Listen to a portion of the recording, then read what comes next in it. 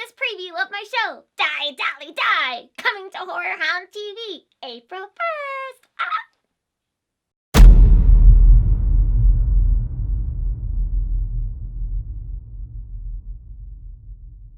Hello, I'm Raggedy Dead Ann, and you're watching Die Dolly Die on HorrorHound TV, your source for all things horror.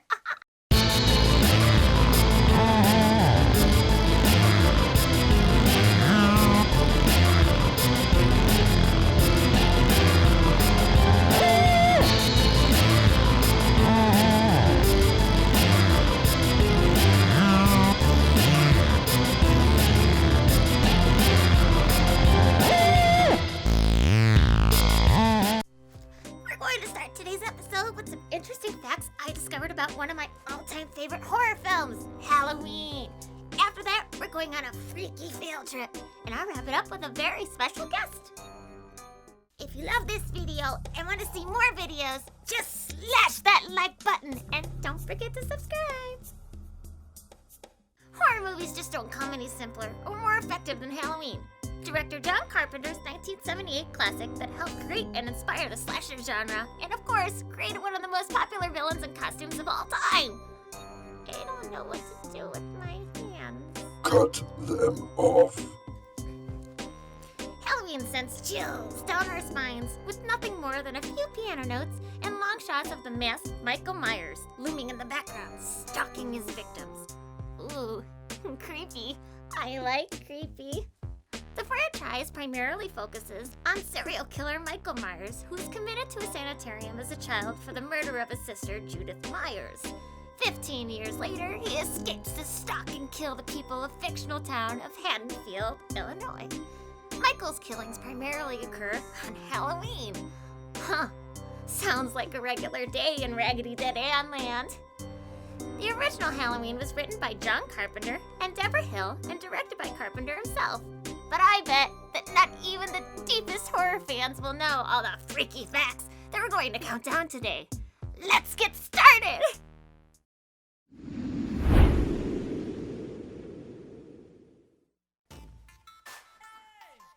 Where'd you guys go?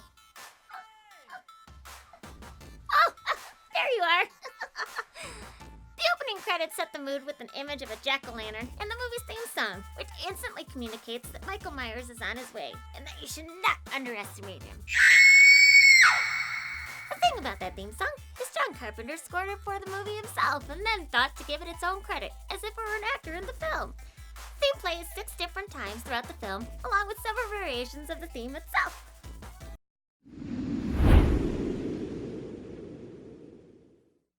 After seeing Carpenter's assault on Precinct 13, Syrian-American financier Mustafa Akkad put up the $300,000 budget for the director to make a movie about a psychopath who stalks babysitters. I could stalk babysitters, I do it all the time! Where's my movie check? The check is in the mail. Today, after the passing of Mustafa in 2005, the Akkad family is still involved with production of movies in the franchise.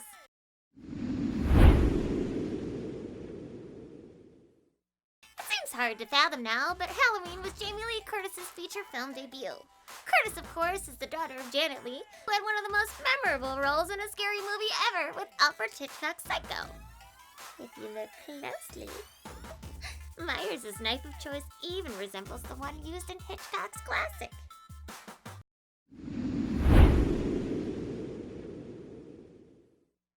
Halloween is mainly set in Haddonfield, Illinois, the sleepy Midwestern town where young Michael Myers begins his murderous mayhem. He later escapes from a hospital in Smith Grove, Illinois. Both places are fictional, but Smith Grove, Kentucky is the closest to where John Carpenter grew up in Bowling Green, Kentucky. Haddonfield is a reference to co-writer and producer Deborah Hill's hometown of Haddonfield, New Jersey. And the shooting location for the haunting Michael Myers home was actually Pasadena, California. You know, I like to slice it up as much as the next evil psychopath. That's one big hunting ground.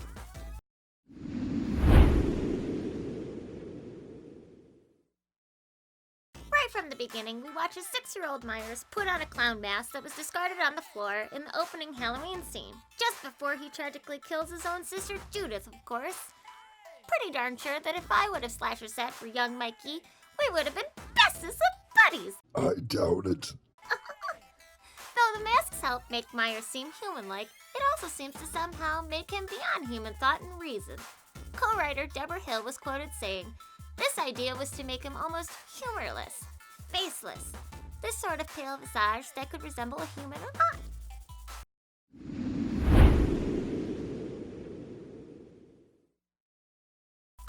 All of the murders we see happen in the original Halloween are tied to sexual activity.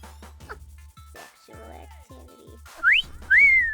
Myers stabs his sister to death after she's been fooling around with a boy. Naughty. Later, Annie, Linda, and Bob all suffer similar fates after they disrobed or slept together. All in all, Mr. Myers might be a bit of a prude.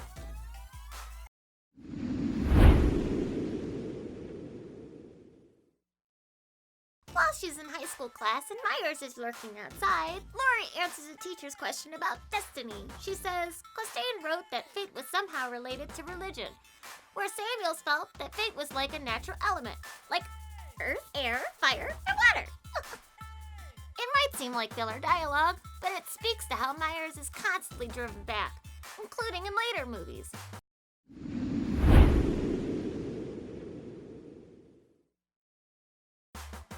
You can see Loomis looking at a matchbook in a car with his colleague Marion Chambers early in the movie. It says, "The Rabbit in Red Lounge." Loomis later finds the same matchbook after Myers steals the car, which helps lead him to the killer. The Rabbit in Red Lounge nightclub makes an appearance in Rob Zombie's 2007 reboot of Halloween. As a place where Myers' mother works as a dancer.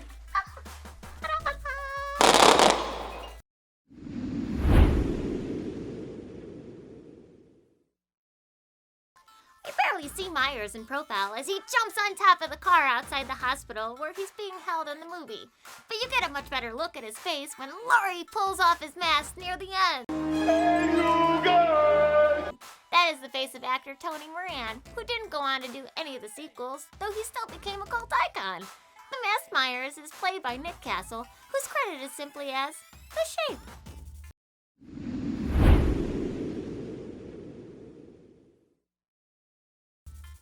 As Halloween didn't have a lot of money to go around, its art director Tommy Lee Wallace bought a cheap mask at a costume store, which happened to be of William Shatner's Captain Kirk from Star Trek. Apparently, the mask didn't look much like Shatner anyway, which worked for the best. The filmmakers painted it and adjusted the eye holes and provided the unsettling visage for the maniac we all know and love today. Michael almost had a completely different look, however, as there was another mask purchased by Tommy Lee Wallace that made it as far as screen testing. That mask was the sad-faced clown portrayed by Emmett Kelly. Who knows what would have become of Halloween if the clown mask would have been utilized? Doesn't look like Michael Myers. That same Emmett Kelly clown mask did make a return to the big screen in 2008's The Dark Knight as the Joker's mask in the opening bank robbery scene.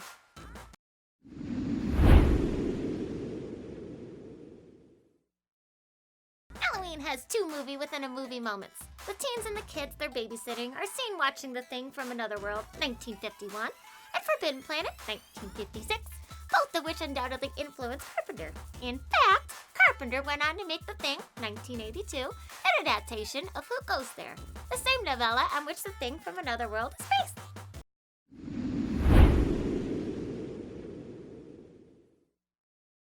It became a running myth in the Halloween franchise that Myers is impossible to kill. In fact, he seems to resurrect himself on the spot, a trope that was reused in many later slasher films. In the first movie, we watch Laurie stab him once, then again in the closet with a clothes hanger, and even with his own knife. Then, Loomis shoots him multiple times, leading him to fall off the second floor of the house. But when Loomis goes to check on the body, Michael is already gone. As little Tommy puts it best, you can't kill the boogeyman.